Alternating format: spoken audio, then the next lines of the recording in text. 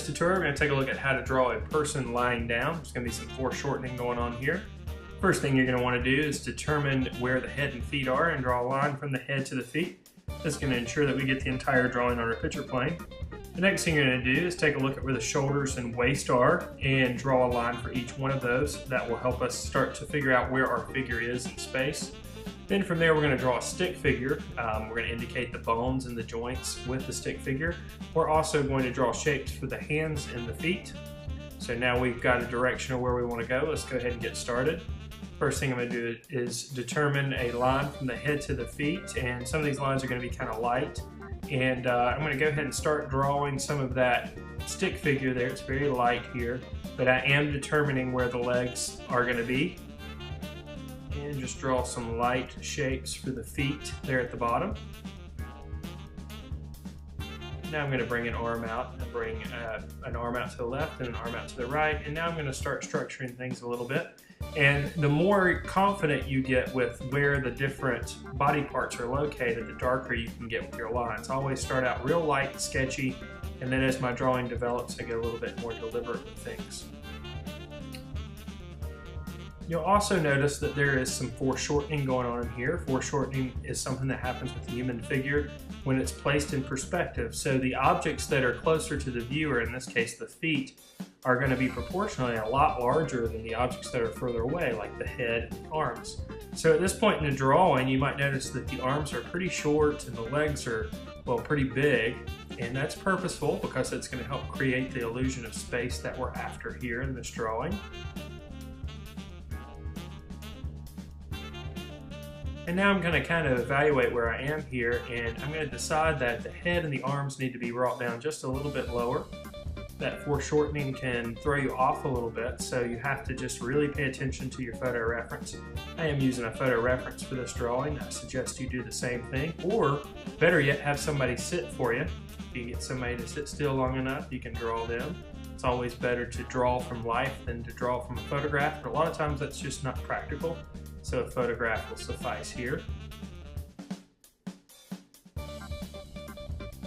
And you'll notice that I'm making a lot of lines when I'm drawing this. I'm not just trying to rely on one line and hoping that one line is the right line that I need. You have a better chance of winning the lottery if you buy more than one ticket. We have a better chance of finding the right line if you draw several of them, and we can become more confident with our line as the drawing progresses, because we're becoming more accurate. Here and there I'm going to start adding a little bit of shading, a little bit of shadow. I'm going to indicate that shadow by just using some hatching. Hatching is where the lines go in the same direction. I'm going to add some cross hatching as well, and that's simply where the lines cross over each other.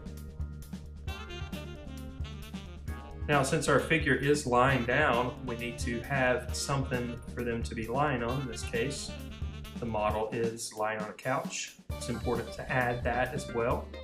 Your model might be laying down in a field of grass or against a tree. Make sure you include that as well in your drawing. It's also a good idea to stay loose.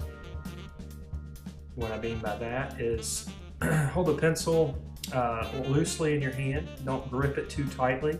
And try to draw from your shoulder instead of your wrist. If you draw from your shoulder, you actually have more control than if you draw from your wrist.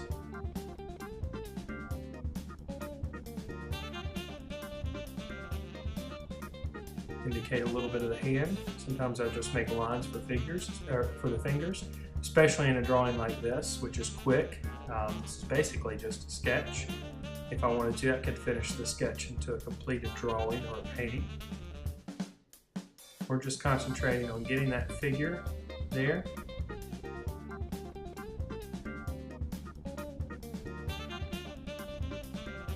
There should be a little bit of shading or shadow underneath the figure as well. That'll prevent our figure looking like it's floating in space.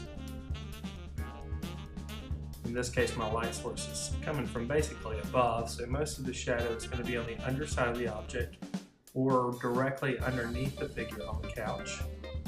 Add a little bit of wrinkles to the shirt to make it look a little bit more realistic. And you'll notice that my lines in the foreground closer to the viewer are a little bit wider You want to have a variety of line quality. So you want to have some lines that are thick and some lines that are thin. And your lines that are thick are going to be the ones that you want to put closer to the viewer. This is going to help create the illusion of space that we're after.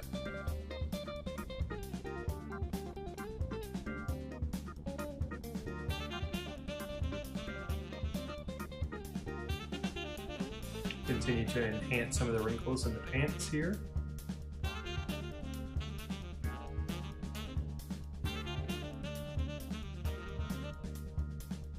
Alright, I'm just going to put a little indication of the facial features. I'm not going to get too carried away.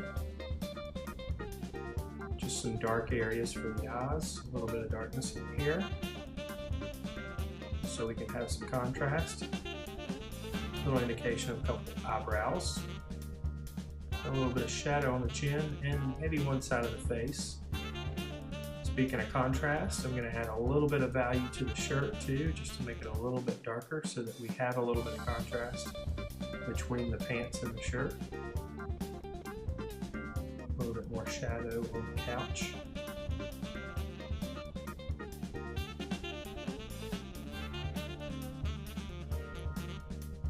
And now we'll just darken up the shirt just a bit, just to create the contrast. And we're pretty much to the end. That's how you draw a figure lying down. Just remember that figures come in all different shapes and sizes and can be in all kinds of different positions. So make sure you look at your subject when you draw a figure.